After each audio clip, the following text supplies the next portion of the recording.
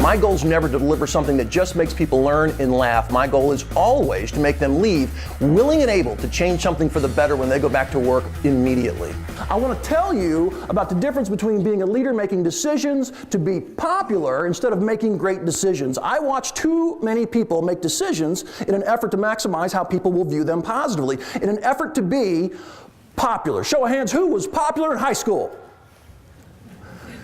There's two of us, so the rest of you guys were nerds. It's comfortable, wasn't it comfortable being so popular? What's your name? Larry. Larry, wasn't it just a comfortable thing to be so popular? Yeah. By the way, does anyone in the room want to dispute the fact that he was popular in high school? That guy right there has got issues, Larry, with your popularity. I'm just saying, you need to talk to that guy. So, I married his girlfriend. Oh! You know, most people are scared of their shadows. They don't want to break out and experience a little more authenticity, a little less censoring, a little more audacious behavior at work. They're scared to death, and sometimes they're justified for being scared. I don't tell people that being excellent is easy. Oh no, oh no. Being best at what you're at, being top of the game, that's a risky thing. You have to step up, exert crazy effort, and sometimes say and do things that not everyone will like. You better love, if you look at high-performing teams, you'll learn this. You better love candor more than civility. Now hear me carefully, civility is important. Congeniality, positivity, call it what you want. That's good stuff. But if you do not allow candor, forthright, honest, in the moment, needed conversation, if you don't let candor trump civility, I'll promise you that your team and your organization will be mediocre instead of amazing. You have to have more candor than civility, but, here's the big but, you have to stop short of allowing jerks in your workplace. Show of hands, how many people have ever worked with a jerk? Are they sitting next to you right now? I'm just checking. I like to know which tables to stay away from. The greatest people we revere, believe me, take all kinds of risks. So I'm very honest about laying out that framework for people when they tell me that they're striving, they want to grow, and they want my advice. I say, I can tell you some things to do that I know will make you more successful, but you'd better darn sure hear me when I tell you that it's not risk-free at all. I'm going to tell you the hard way that I learned to remember the need for feedback. This story was about, I don't know, 3-4 years ago. I'm on stage in Cincinnati. I'm telling some stories, a couple hundred execs from some company, and I'm running through story A and B, and it's going well. And at one point, I noticed a man in the audience. I won't tell you his last name. His first name's Mark.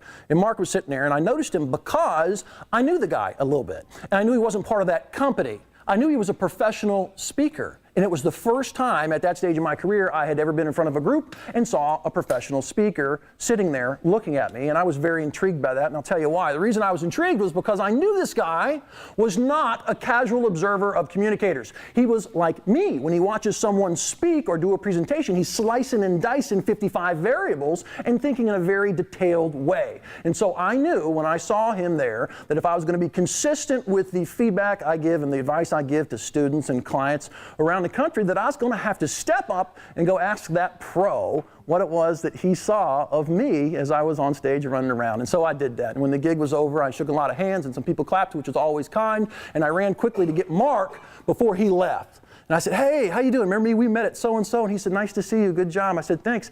I said, I know what you do and how good you are. Would you give me some feedback on what I just did? Tell me what you saw. And he did one of these jobs where he stepped back a little bit. You know how people do that when they get... I'm a big bald guy and people get creeped out by that. So anyhow, he stepped back and I said, give it to me. I know what you see. Come on. And he started with some positive feedback, which is a good place to start, and everyone feels better doing that instead of telling you what's wrong with you. And so he said, look, remember this story or remember this story? You need to figure out how to leverage those even more because those are high impact. I'm not sure you're really using them to full effect. And I said, well, thanks. And then he paused and he did another one of these things. And I said, come on, give it to me. You saw some things I could do better, correct? And he said, okay, well, you know how you're loud? I said, yeah, I'm loud. He said, well, you're animated. You run around. You never stand still. I'm thinking this is the worst feedback I've ever received in my life. He said, well, you wear glasses. I'm like, he just told me I wear glasses? What? He goes, well, when you're running around stage and you're telling stories and you're wearing your glasses, sometimes they slip a little bit and you always fix them the same way, Todd. You take your index finger and you go like that. And then he stepped back one last time. And he said, except when you're holding that remote control clicker in your hands for your PowerPoint slides. Todd, I'm afraid to tell you this, but you gave your audience the bird about 50 times today. As a big box consultant flying around dealing with people inside corporations trying to fix their problems, the number one thing that intrigued me wasn't trying to fix their problems. It was how few people felt positive, engaged, happy, full of purpose when they went to work every day. That actually became an almost depressing thing for me until I figured out that if I wanted to, I could shape a career around trying to turn that tide, making it a higher percentage of people who felt great, not just okay, not just tolerant, but good, if not great, about going to work and making a difference. For the last couple decades, we have passionately raised a couple of generations of what I call trophy kids. You know what I'm talking about? Trophy kids, right? They play pee-wee. She knows what I'm talking about. They play pee-wee sports. Everybody has fun. They don't keep score. And at the end of the season, the end of the game, who gets a trophy? Everybody gets a trophy or a ribbon or a medal, and they go, you did so good even when they didn't. Is that too harsh for you? Listen to me, scientists, don't forget, right?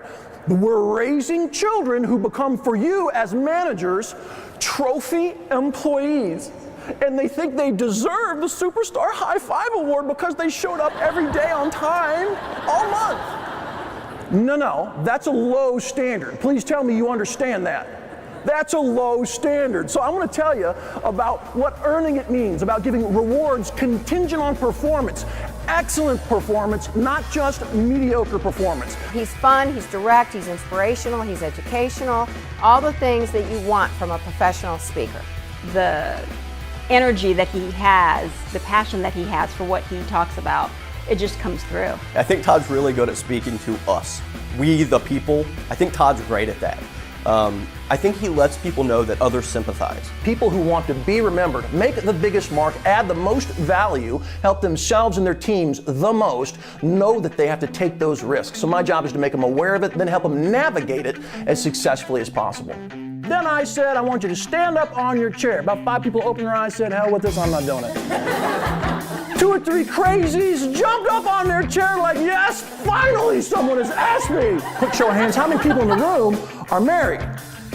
Did you really know what you're getting into? I saw an amazing show of nonverbal solidarity and support for me. They were all looking at me like, hang in there, man. So I walked in this room this morning, I mingled with you beautiful, caffeinated, hungover people, and I saw something. Some of you were staring at my bald head, a few of you saw the earrings, a few more, for different reasons, saw the tattoos, and you had that useful look. I'm used to that look. Who's the musician? What's he doing here? I'm not a musician.